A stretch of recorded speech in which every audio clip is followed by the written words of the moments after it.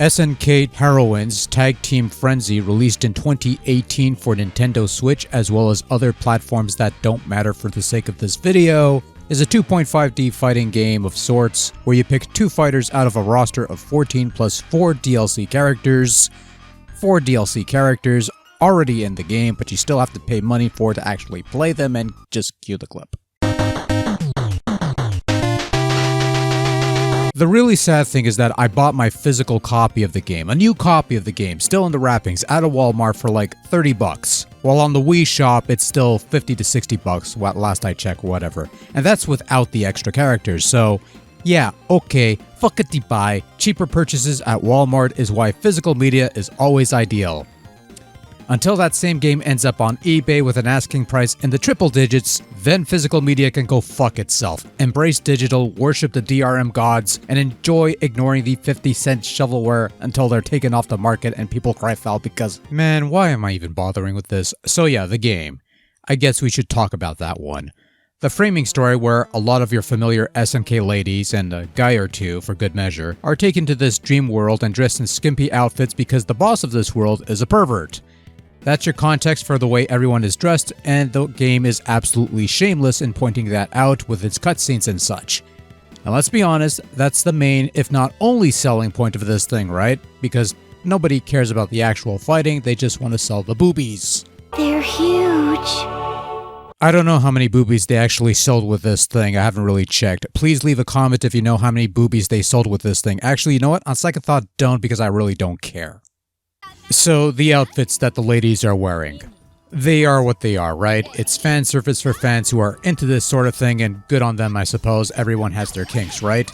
And if we're being fair here, it's actually not a bad-looking game. The ladies themselves look pretty good, even with some minor dips in frame rates. The little video bits that play during super moves are something to behold. The various locations are fairly decent if not unimaginative. While SNK Heroines might dive too deep into the cutesy feel with its special effects, it's to be expected for this sort of thing. At the very least, it's not a Death Note looking garbage style like that Castlevania fighter from ages ago that was on the Wii.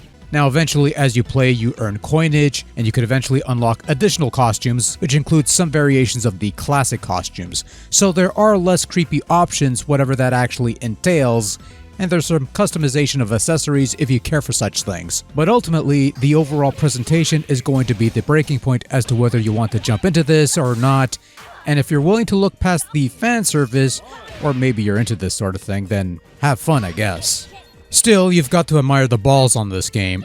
These days, the idea is to make the females in fighting games more acceptable for certain social circles and less fanservice-y. But then out comes SNK Heroines that basically says, nah, fuck that shit. You get bouncy and you will like it.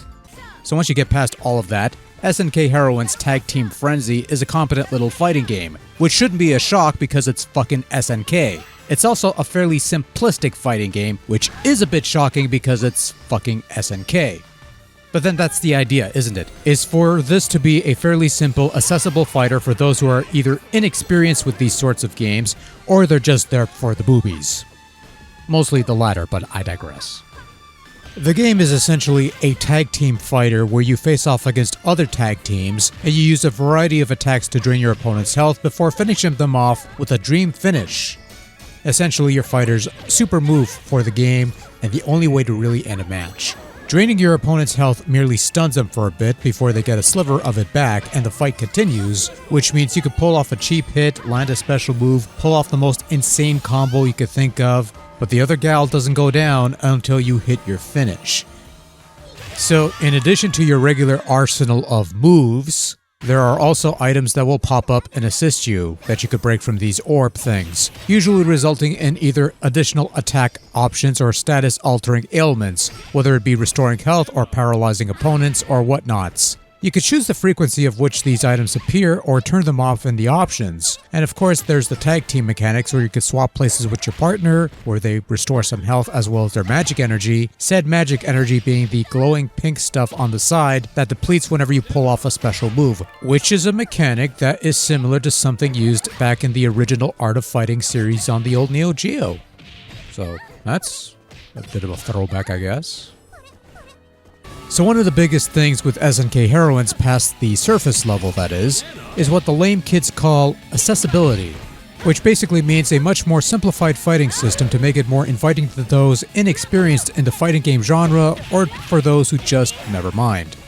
To put it simply, SNK Heroines simplifies everything, including controls. All your special moves are assigned to one button and holding a directional button to pull off said moves. Likewise, the Dream Finish super moves also takes one button to pull off, provided you have the appropriate stocks to pull off said Dream Finish. None of these fangled joystick combinations, quarter circles, this or whatever weird motions that they have in these SNK games. One button, you hold a direction, you press a button, you pull off a special move. This simplicity not only makes SNK Heroines Tag Team Frenzy more newbie-friendly, but is also atypical from the usual SNK fighting fare, which is usually more deeper and more technical in its mechanics.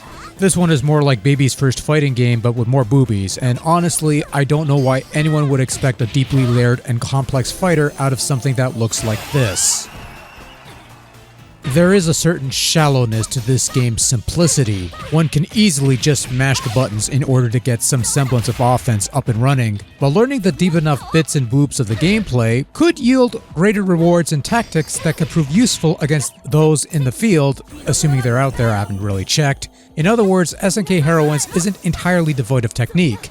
Eventually, with a bit of practice, you too can be a pro tag team frenzy master for whatever that's worth, I don't know.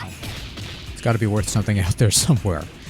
Also contributing to the somewhat shallow nature of the game is a rather smallish roster. Only 14 playable fighters with 4 more locked by paid DLC is a far cry from the King of Fighter games that would house about 2 dozen worth of fighters to choose from.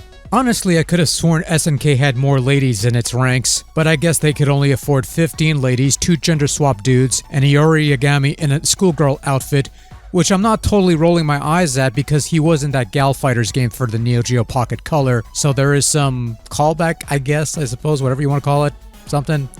Again, this is fan servicey stuff, not hardcore gaming stuff. It's something you pick up and play for short bursts, have a good laugh at the absurdity of the whole thing, and move on with your day.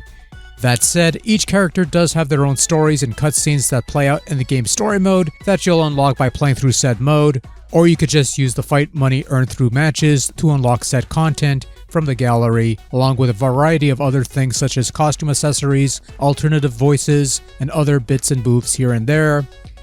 A pity you couldn't use that fight money to buy the other 4 fighters in this game. Actually, that's not a pity, that is fucking lame.